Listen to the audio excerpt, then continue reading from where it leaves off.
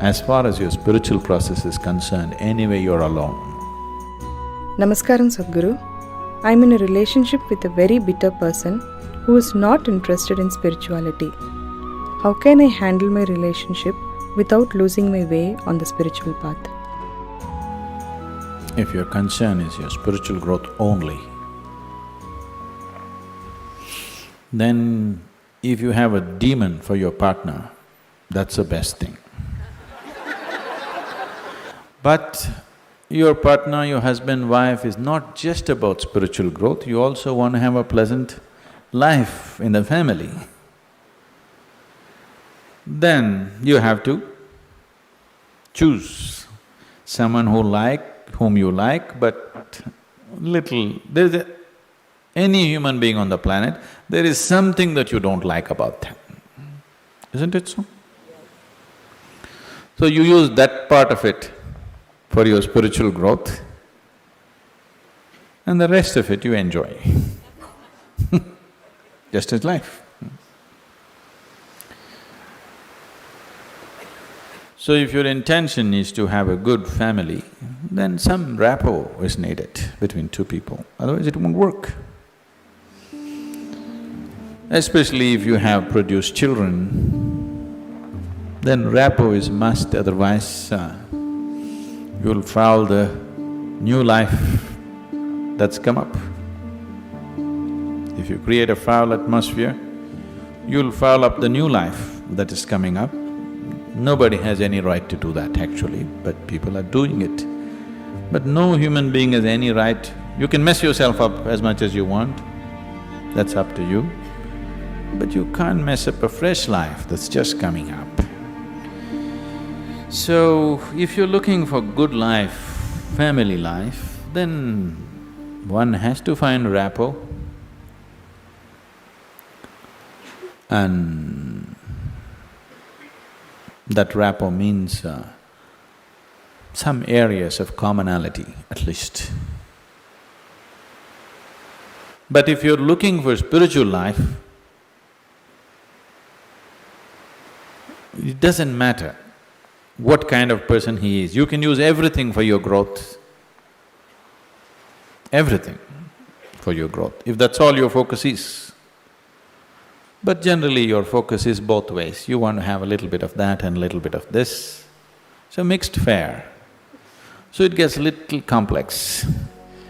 So, to build a rapport takes effort, takes compromise, takes love, endurance. Takes endurance, you know.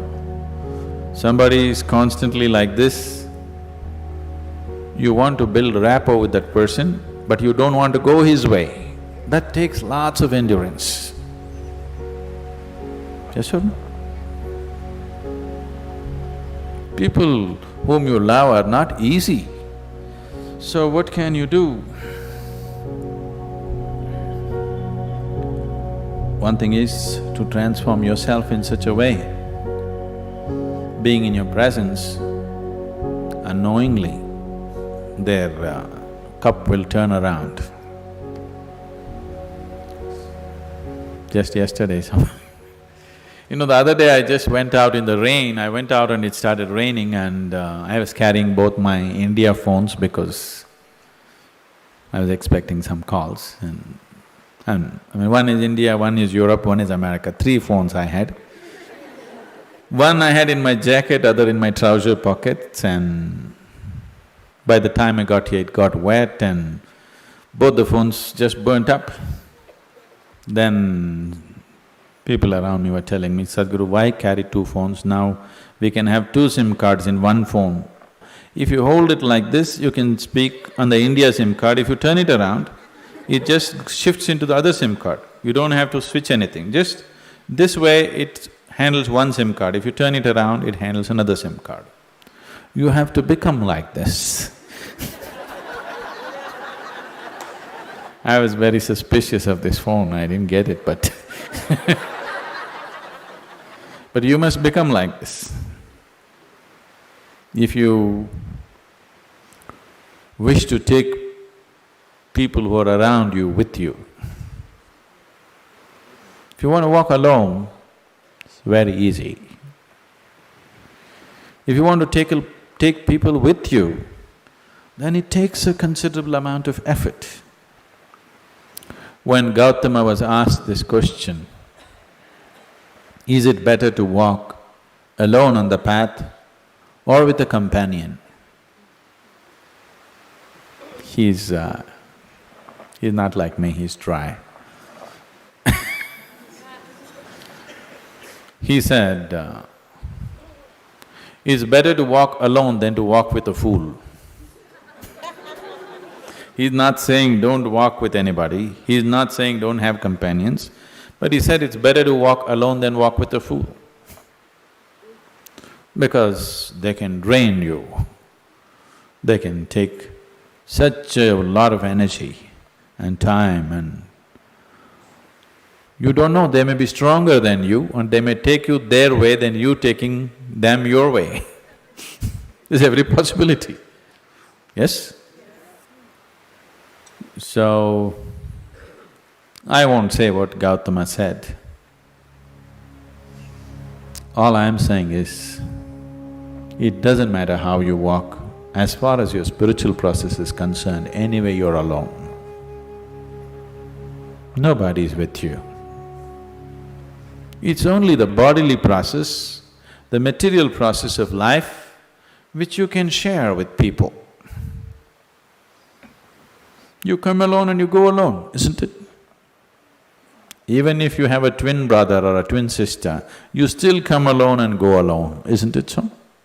So when it comes to the spirit, anyway, you walk alone. So don't mix that up. So that part of it you handle well. The material part of it, according to your capability, to what extent you can do it, you do it. They come your way, it's wonderful. If they don't, it's all right, don't grudge them. It's just that you don't have to go that way. Maybe someday, when the doctor tells you your liver is in a bad state, he may seek divine, you know. Yes. Have you seen people who are walking in the morning? Not everybody, there are certain type of people, these are all over 50, 55 age group people. They have become lean and they're walking briskly every day, religiously they are there. These are all people who generally had a cardiac problem. They almost died. Then their doctor told them, either you do this or you're gone. Now their walking is like a religion. Not Sunday morning, every morning. Have you seen those people? Suddenly they transform, they eat properly, they do everything properly because the fear of life and death has come. So different people need different kinds of impetus. If you're sensible, you learn by just looking. If you're not sensible, you learn by thrashing. Life will thrash you. The material part of your life is never 100% proper, it never can be, isn't it so? Is there any family which is a perfect family? Is there any relationship which is a perfect relationship? Is there any business which is a perfect business? Is there any career which is a perfect career? There is no such thing, don't seek that. Your life will become wasteful and fanciful if you seek such things. They all happen to the extent you're capable of handling them, that's all. So, you make sure the spiritual part of your life, you handle it 100% properly.